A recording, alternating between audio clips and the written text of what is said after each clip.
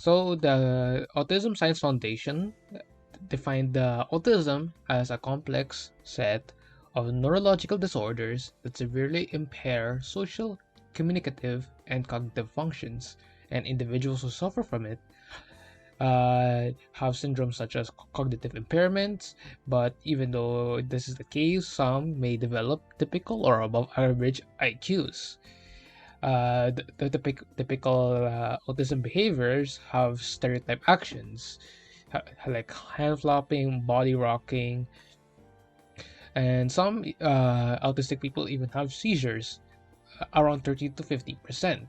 It's originally believed to be a form of schizophrenia brought on by a traumatic experience or bad parenting, but that's actually not the case.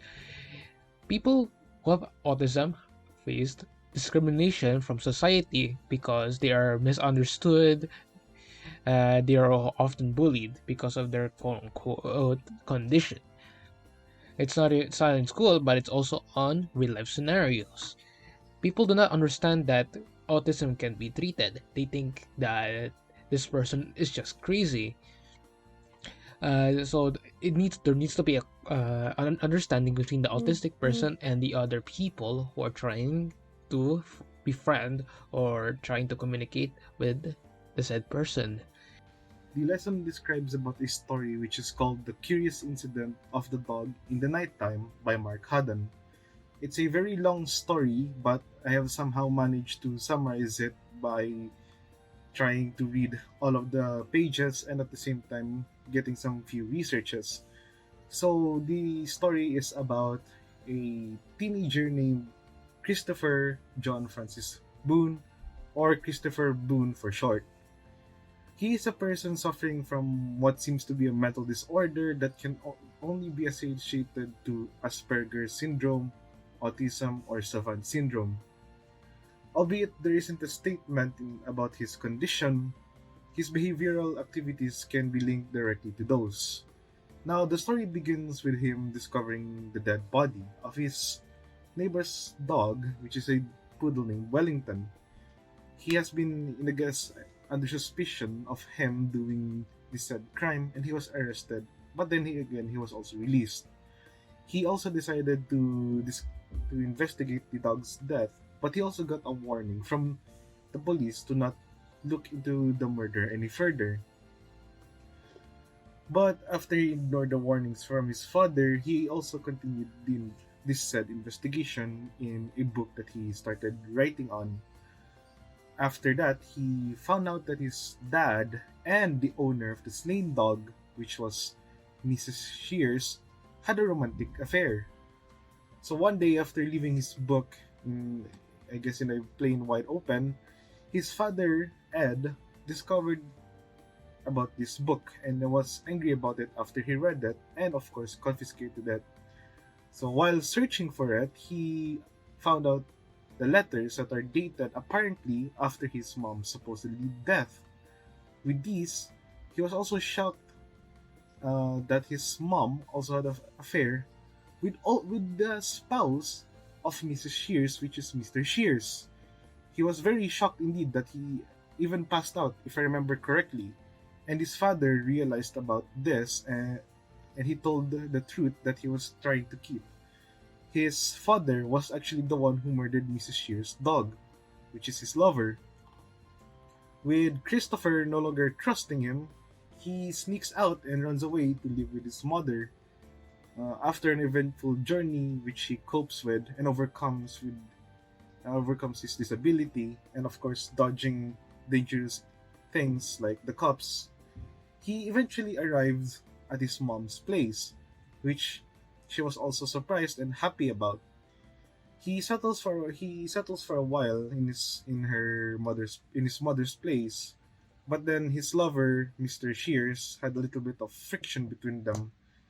So he asked his mom to go back to Swindon, his hometown, to take his mathematics exam, which also eventually made the relationship between Mrs. Shears and his mom to be broken down.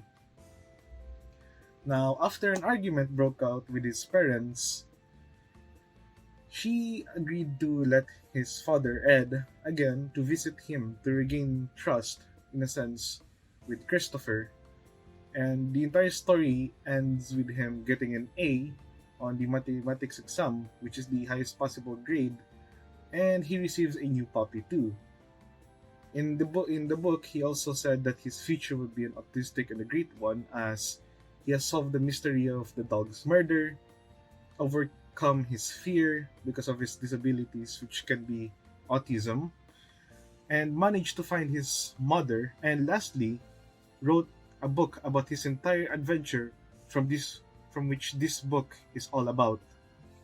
So these are the guide questions, and I'll be answering them from the story. So number one, what are your reactions to the story? How's it different from your expectations? Well, my reaction is definitely that I'm kinda shocked because Christopher has trouble understanding people who are often giving out hand signals or using metaphors.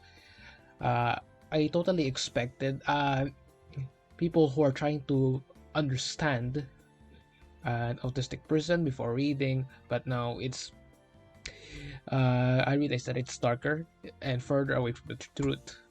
So number two, did you find the story funny?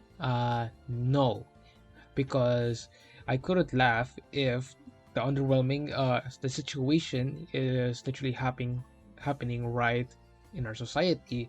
Yeah, this is an ongoing problem, yeah, in our communities, etc. So I couldn't laugh about discrimination.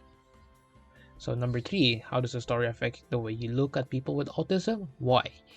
Considerably speaking, I do not have changed views about autism, though my views are already about mm, uh, them being discriminated, and thus we need to build time. We need to spend our time and relationship to build trust and understand them a bit deeper, as not all autistic people are actually crazy minded. So while it did me brought while it brought new elements to the table about autism, it doesn't really change my views, as I'm already pitiful and sympathetic towards autistic people. So number four, what do you think of Christopher's understanding of metaphors? Do you think he is right or wrong, or is he both? Explain your answer. I think that Christopher is completely on the right on metaphors. Sometimes metaphors are very hard to interpret if we do not know the meaning. If we just talk like regular people, not really regular, but straightforward without no hidden meanings like that, then we would understand everybody a bit better, as we're straight up just talking to them, giving them information, communicating rather than making a joke or trying to break the ice between the tension. Number five, would you call him intelligent? Why or why not? I am mixed, but I think I would call him intelligent, as he got straight A's from his math answer. Number six, does he make you look at things in a different way? Why is that important? I think that he made me look at the situations of autistic people a bit differently. While in the previous question, where it did not affect me how I look at autistic people, but I definitely see the change on my views on the troubles of a person who suffers from autism. This story is very important because it has a lot of significance. It has a lot of changing factors that can influence society. Number seven, do you agree with him that people are confusing? Why or why not? I agree with him a lot, because confusion is the number one factor, or the number one trait of people. They try to be as sincere, straightforward as possible, but we still cannot help but be confusing to others, as our understanding differs from another person. Number eight, how can you relate with him? I relate to him a lot because I have trouble understanding with people and he has trouble understanding people, it's because we do not know the context of what the people are seeing. So, well, I do not relate to him in terms of autism, but I do pity him, and I felt that I really get him because him and I, although we do not have, like I said, autism, and we have a relation that, or we have a similar problem that we cannot understand people if they do not explain their words correctly. Number 9. He ends the story with the sentence, I want my name to mean me. What does that mean? What I think that what I want my name to mean me is referring to him being his own person, that he wants to define himself as his own person, not how people look at him. He doesn't want to think that he is autistic. He does not want to be defined by other people, but instead he wants to build himself. He wants his own personality, his convictions, his persona to be himself, and to be built by himself only by people who understand him, and not from the outside but also from the inside. So number 10, lastly, what is the social significance of the story? The social significance is that it brings to the realities of the ongoing problem, that is the autistic people being discriminated. Uh, while the person in this case, Christopher Boons, has really great IQ despite being autistic, that's not the case for many other people who suffers from the same thing. They might have below average IQ, or might not, or might even possess none. What I'm trying to say here is that we must we need to build our time to establish a relationship to the autistic people. We need to create a life that makes them live easier and comfortable. And that's it.